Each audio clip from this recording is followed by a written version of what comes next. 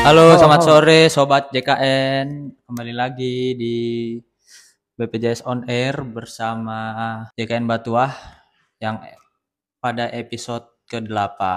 Nah, hari ini pastinya nggak akan sendirian. Kita ditemenin sama narasumber yang kece, kece dan keren pastinya. Apa tuh? Dan pastinya memberikan informasi yang eh, penting lah terkait program JKN. Nah, siapa sih narasumbernya? Nah, boleh perkenalkan diri dulu, Bang. Dipersilahkan. Oke, baik. Terima kasih, Alex. Perkenalkan, ya, nama saya Hadi. Saya di BPJS Kesehatan Kantor Cabang Tepatuan sebagai staf edukasi dan penanganan pengaduan. Jadi senang sekali hari ini bisa berbagi informasi ya dengan teman-teman sekalian, ditemani oleh MC kondang kita. MC kondang ya, Bang. Alex. Oke, MC gimana kita masih Alex hari belajar. ini, Alex? Oke, nah hari ini tadi Abang bilang Abang sebagai staf unit pelayanan penanganan pengaduan ya, Bang ya. Iya. Ya, itu biasanya ngapain aja sih, Bang? Kegiatannya sehari-hari gitu. Boleh diceritain, Bang? Oke. Jadi untuk kegiatan sehari-hari sebagai staf penanganan edukasi dan penanganan pengaduan, yang pasti kita selalu eh, menerima permintaan-permintaan informasi dari peserta-peserta kita. Ya, jadi kita siap sedia untuk memberikan informasi-informasi yang menjadi permintaan dari peserta kita. Dan kemudian juga yang kedua, kita menangani pengaduan-pengaduan peserta nih. Nah, apakah itu pengaduan terkait administrasi kepesertaan, apakah itu terkait pelayanan kesehatan dan terkait iuran. Nah, jadi kita menindaklanjuti setiap pengaduan dari peserta kita. Aduh, berarti kalau ada peserta-peserta yang mau ngadu nih terkait kendala-kendala bisa langsung ke Abang aja berarti ya, Bang ya? Siap. Iya, Nanti gitu insya ya. Allah kita tindak lanjuti. Mudah-mudahan peserta kita memanfaatkan layanan JKN ini tidak ada kendala di lapangan nanti. Iya, gitu teman-teman. Jadi kalau untuk wilayah kerja kantor cabang Tapatuan bisa langsung menghubungi Bang Hadi Raji jika ada kendala. Benar Bang ya? Oke. Oke Bang, jadi kebetulan tema kita pada hari ini kan menarik nih Bang. Temanya tentang generasi muda dan masa depan BPJS Kesehatan. Oke, generasi muda nih ya. Iya Bang. Sebagai generasi muda, apa sih perannya gitu untuk masa depan BPJS Kesehatan nih Bang? Nah, kemarin kita juga udah buka Q&A Bang di kolom di sosial media JKN Batuah di Instagram sama TikTok. Jadi ada beberapa teman-teman yang nanya nih Bang terkait tema ini gitu. Nah, boleh sambil nunggu teman-teman bertanya di kolom gitu komentar, Bang. Iya, langsung aja kita masuk ke pertanyaan pertama. Kebetulan kan lagi musim-musimnya Sumpah Pemuda nih Bang, kemarin baru 28 Oktober ya Bang ya. Jadi pertanyaannya ini selaras nih Bang. Yang pertama tuh mengapa tema generasi muda BPJS Kesehatan relevan dengan semangat Sumpah Pemuda. Nah, itu boleh dijawab Bang, gimana? Oke, mungkin untuk tema kita kali ini memang berkaitan ya dalam memperingati Sumpah Pemuda gitu ya Lex. Nah, jadi pertama-tama nih kita mengucapkan selamat dulu, selamat memperingati Hari Sumpah Pemuda, karena memang momen bersejarah yang selalu mengingatkan kita bahwa persatuan, semangat, dan idealisme anak muda itu menjadi salah satu pondasi berdirinya bangsa ini. Nah, mengapa tema ini relevan dengan semangat Sumpah Pemuda? Itu karena Sumpah Pemuda simbol ya, simbol semangat persatuan dan tanggung jawab membangun bangsa. Nah, jadi bersama-sama dengan pemuda kita membangun bangsa. Sekarang generasi muda bisa meneruskan semangat itu ya dengan ikut menjaga keberlangsungan program JKN agar seluruh rakyat bisa hidup sehat dan produktif. Mungkin gitu ya, Bang, Alex. Berarti generasi muda ini memiliki peran penting ya Bang ya, dalam masa depan negara kita juga gitu dengan sama-sama menjaga program JKN ini ya Bang ya. Benar. Ya gitu. Oke, bagi teman-teman yang ingatkan juga kalau ada yang mau bertanya terkait program JKN bisa langsung tanyakan di kolom komentar. walaupun di luar dari tema ini boleh silahkan langsung ditanya aja gitu. Iya, mungkin ada pertanyaan-pertanyaan di luar tentang bagaimana BPJS Kesehatan di masa mendatang, ya kan ada yang mau nanya, oh bagaimana nih mengaktifkan juga nggak masalah. Iya, kita gitu ya, layani ya. Betul. Oke, kita lanjut Bang ke pertanyaan selanjutnya. Tadi kita udah cerita tentang generasi muda. Nah, ya. Kira-kira apa sih Bang bentuk kontribusinya generasi muda ini dalam mendukung program JKN nih Bang?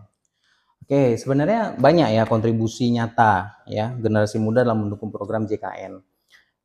Misalnya kita ikut mengedukasi ya teman-teman gitu, mengedukasi teman-teman, kemudian keluarga ya tentang pentingnya menjadi peserta yang aktif gitu. Nah, jadi supaya tidak bermasalah nanti ketika kita memanfaatkan JKN ini. Nah, kemudian juga membayar iuran tepat waktu, kemudian juga melaporkan kalau ada pelayanan yang kurang sesuai yang diterima oleh peserta di fasilitas kesehatan. Nah, jadi sangat penting kontribusi anak muda dalam hal program JKN ini gitu. Salah satunya itu ya Bang ya. Ternyata balik lagi sangat-sangat penting ya Bang peran generasi muda ini gitu, untuk menopang program JKN ini berjalan dengan baik untuk masa depan kita. Iya. Aman Bang Mas. Nah, karena kan pemuda-pemuda sekarang ini kan memang menjadi apa ya? Menjadi ikon ya. Iya. Baik itu dalam hal literasi, kemudian kalau sekarang kan untuk memberikan informasi itu Lex udah banyak media yang bisa kita manfaatkan, nggak seperti dulu. Kalau dulu mungkin kita ya khusus koran atau di TV. Nah, kalau sekarang kan nggak harus resmi seperti itu ya, kita bisa buat konten-konten. Anak-anak muda sekarang kan kreatif tuh. Benar Bang. Nah, buat dari melalui Instagramnya, TikToknya dan medsos lainnya untuk memberikan informasi ke masyarakat. Benar sekali gitu. Jadi teman-teman tetap memberikan yang terbaik tentang program JKN ini, terutama bagi keluarga ya Bang ya. Iya. Ya, sangat penting ya diedukasi keluarganya terkait program JKN ini. Nah, kita lanjut Bang ke pertanyaan selanjutnya. Oke. Selanjutnya ini Bang, hal apa sih Bang yang bisa dilakukan anak muda kalau ada pelayanan yang nggak sesuai nih Bang di program JKN ini, misalnya di rumah sakit, di Vaskes atau di kantornya, itu gimana Bang? Apa sih yang bisa dilakuin gitu? Nah, jadi kalau ada nanti anak-anak muda kita melihat ada yang tidak sesuai nih terkait program JKN ini. Nah, itu bisa dilaporkan ke kita, ke BPJS Kesehatan melalui kanal-kanal resmi. Karena banyak kanal yang kita sediakan. Jadi nggak harus peserta atau anak-anak muda itu nggak harus datang ke kantor ya, Bang. Tapi bisa melalui aplikasi mobile JKN, bisa melalui Pandawa, bisa melalui Care Center 165. Nah, jadi banyak kanal yang kita sediakan apabila ingin melaporkan ketidaksesuaian yang diterima oleh peserta kita atau masyarakat. Gitu. Ya, teman-teman, jika ada ketidaksesuaian dengan pelayanan, bisa langsung laporkan lewat kanal-kanal yang tadi udah jelasin ya sama Bang Hadi gitu. Jadi nggak harus melulu datang ke kantor ya Bang ya. Iya. Bisa lewat genggaman aja manfaatkan layanan tadi. Nah, Bang, ada yang bertanya nih Bang di kolom komentar. Apa tuh? Ini dari Safrida Nasution. Info ini berlaku untuk daerah lain Kak? Nah, secara umum memang info di ketentuan-ketentuan BPJS Kesehatan itu sebenarnya sama secara umum ya, namun memang secara khusus kalau untuk daerah Aceh itu mungkin ada perbedaan sedikit di peserta JKA-nya. Nah, penanggungnya. Nah, kalau di luar mungkin ada daerah yang tidak semua masyarakatnya dijamin oleh pemerintah daerah, tapi kalau untuk pemerintah Aceh itu dijamin oleh pemerintah daerah apabila tidak dijamin oleh yang lainnya. Nah, karena penjamin BPJS Kesehatan ini kan penjaminnya itu ada banyak. Ada yang dari PNS, TNI Polri, kemudian juga badan usaha, seperti itu. Oke, kita lanjut ya. Pertanyaan berikutnya ya, Bang Hadi. Dari Helmi Mustaqim ya. Ini pertanyaannya, Kak, nik KTP saya nggak bisa terdaftar di BPJS Kesehatan. Wah. Nah, itu kayaknya agak kompleks ya pertanyaannya karena ini berhubungan dengan NIK ya kan. Oke. Nah, silakan Bang Adi. Oke. Untuk NIK yang tidak bisa terdaftar di BPJS Kesehatan mungkin itu ada beberapa kendala. Itu pastinya nanti kita bisa melakukan checking data dulu.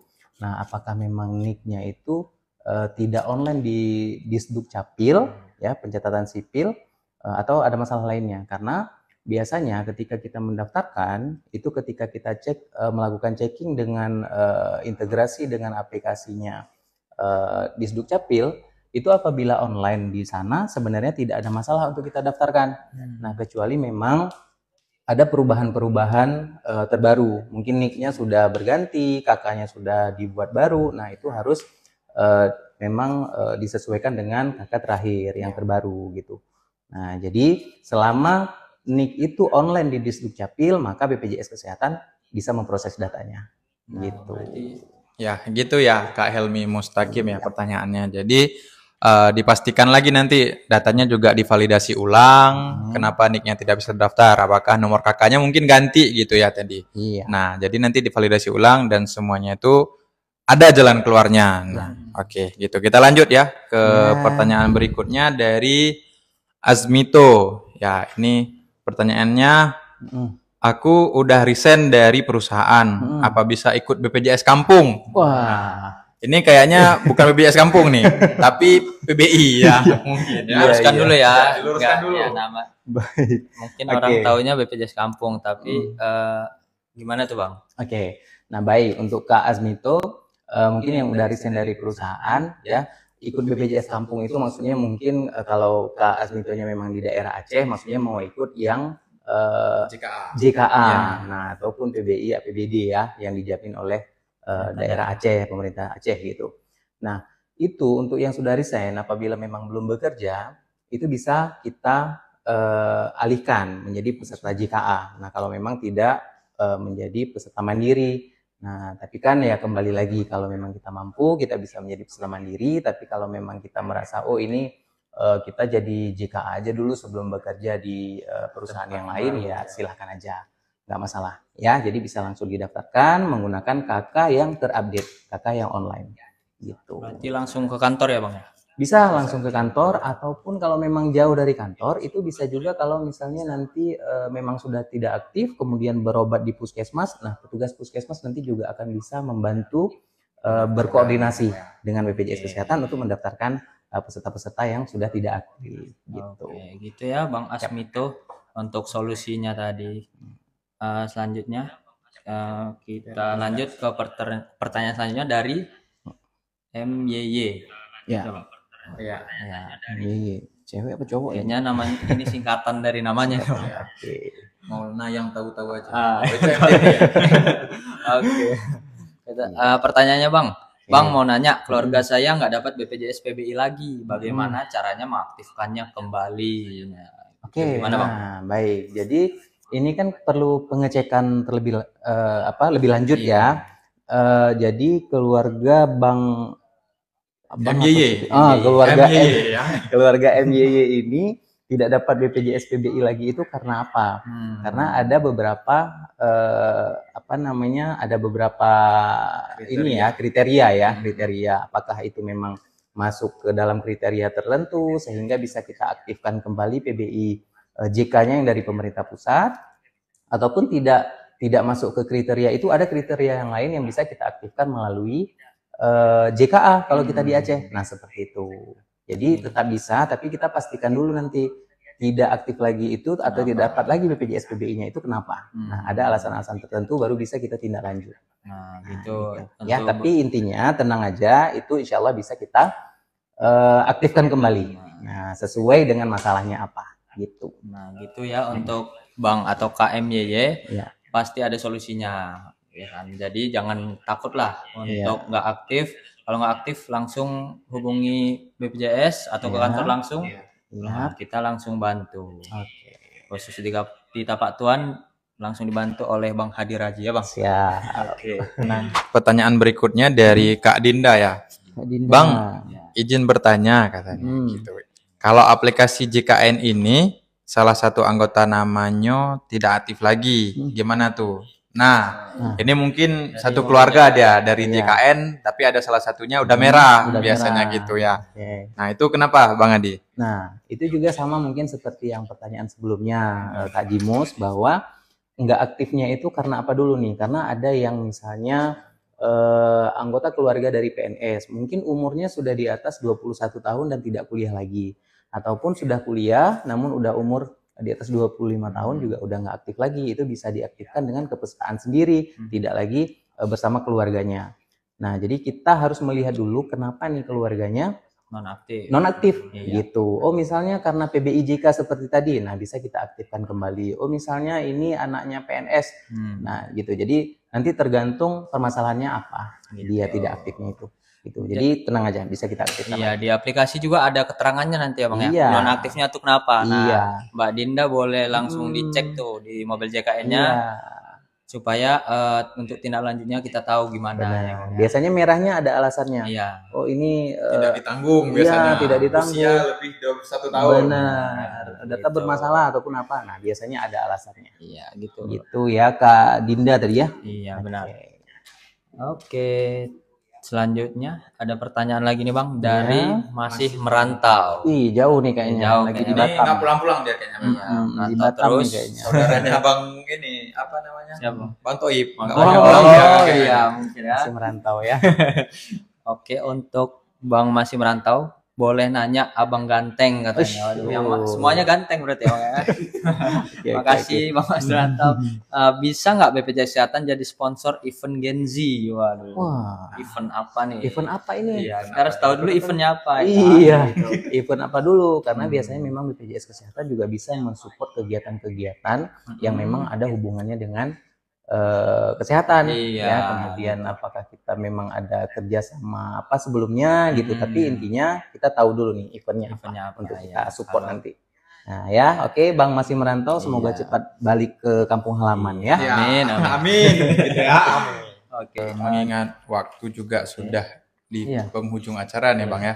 Yang bertanya juga yang bergabung di live juga udah terjawab semua ya, alhamdulillah ya. Iya. Mungkin nah, ini pertanyaan ini tiba-tiba keluar pertanyaan lagi Bang. Dari Brigida. Oke. Ya, kita jawab ya, ini terakhir ya. Kak, kayak mana mau keluar dari tanggungan pensiun? Nah, ini ini agak lain ya. Mungkin Kak Brigida ini dicoba jawab ya untuk keluar dari tanggungan pensiun. Ini sebenarnya butuh lanjutan sih sebenarnya. Ini anak pensiunan atau apa? Atau memang si penerima pensiunnya kan gitu. Nah, Kak Brigita ini kondisinya yang mana? Ya, kondisinya yang mana nih? Nah, kalau memang anak pensiun, dia untuk keluarnya itu jika memang nanti sudah bekerja otomatis keluar. Itu pertama. Untuk kerja pensiun. Iya. Atau memang jika dia masih muda, ketika umurnya 21 tahun, itu juga otomatis akan berhenti menjadi tanggungan. Benar. Nah, kemudian jika memang dia penerima pensiun, itu yang nggak bisa keluar. Iya, penerima karena penerima pensiun dia ditanggung oleh pemerintah. Jadi selama masih menjadi penerima pensiun, maka dia tetap akan menjadi penerima pensiun. Gitu kecuali ya. Anggota keluarganya tadi ya. Iya, kecuali anggota keluarganya tadi. Gitu ya. Apakah sudah bekerja sendiri atau sudah menikah. Jadi bisa ikut otomatis tanggungan suami. Pokoknya dari pensiunannya akan otomatis keluar. Gitu ya Kak Brigida. Terakhir nih Bang, dari Bang Leni Leonard. Ya. Bang, pemutihan tunggakan itu untuk semua kelas. Nah, ya. Terkait berita ini gimana nih Bang menanggapinya? Boleh. Nah, ini beritanya berseliweran ya. Berseliweran banyak ya di. Iya. Kayaknya Dimas lebih cocok. Alex ini. Oke, sedikit menjawab ya teman-teman terkait berita pemutihan. Kita masih belum menerima berita resminya ya Bang ya dari pemerintah kita, tapi kita mendoakan dan berharap yang terbaik untuk masyarakat kita pastinya pemerintah kita memutuskan yang terbaik lah untuk keberlangsungan program JKN bahkan juga masyarakat kita semua gitu. Jadi teman-teman berdoa aja dan ya berdoa lah emang. Ya, cuma berdoa yang bisa dilakukan. Iya, yang untuk terbaik. Keputusan terbaik. Iya, benar sekali. Ya, gitu ya, teman-teman. Ya, oke, kayaknya udah cukup ya Bang. Yang bertanya juga udah paham sepertinya. Nah, jadi teman-teman kalau ada yang mau nanya lagi boleh langsung ke web media sosial kita di JKN_Batua. Boleh dikirimkan ya, boleh pertanyaan-pertanyaan nanti dibantu jawab. Benar. Di TikTok dan Instagram gitu. Tuh Leni, terima kasih katanya. Iya, terima kasih kembali untuk Bang Leni Leonard ya. Oke, kita Dr. Syarifin luar biasa tim BPJS. Terima kasih dokter. Terima kasih. Sehat selalu Dokter Ipin, sehat terus. Baik, demikian ya Bang sesi live kita di episode 8 ini.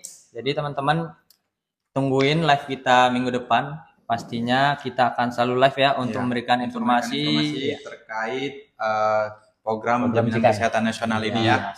Pastinya dengan narasumber yang ahli di bidangnya lagi dengan tema-tema yang menarik gitu. Iya, teman-teman. Jadi sekian live kita pada hari ini. Ini apa nih? Langsung tutup ya? Langsung tutup. Ya sekian ya live pada hari ini. Terima kasih kepada narasumber yang sudah berhadir untuk mengisi acara kita pada hari ini. Teman-teman sekalian. Ya, terima kasih juga untuk teman-teman yang sudah bergabung di live kita. Terima kasih atas pertanyaannya. Sampai jumpa di live berikutnya ya. Wassalamualaikum warahmatullahi wabarakatuh. Dadah.